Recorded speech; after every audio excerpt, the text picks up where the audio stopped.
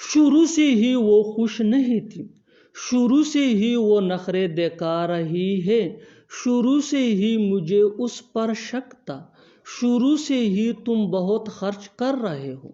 इन जुमलों को गौर से देखो। ऐसे जुमले हम अपने डे टू डे लाइफ यानी रोज़मर्रा ज़िंदगी में रोज़ बोलते या सुनते हैं।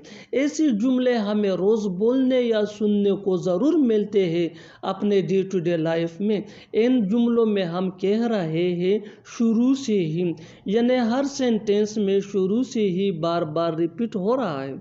इसके लिए आपको यूज़ करना होगा इंग्लिश में right from start. Right from start mean शुरू से ही।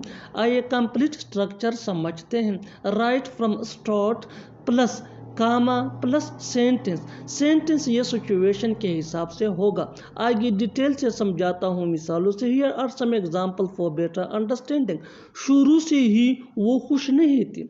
Right from start, she was not happy. Right from start, she was not happy. शुरू से ही वो नखरे दिखा रही है. Right from start, she is showing tantrums. Right from start, she is showing tantrums. शुरू से ही मुझे उस पर शक था. Right from start, I had doubt on him. Right from start, I had doubt on him. शुरू से ही तुम बहुत खर्च कर रहे हो. Right from start, you are spending too much. Right from start, you are spending too much. और आखिर में ये सेंटेंस आपके लिए कमेंट सेक्शन में इसका जवाब ज़रूर देना. शुरू से ही तुम बहुत सोते हो.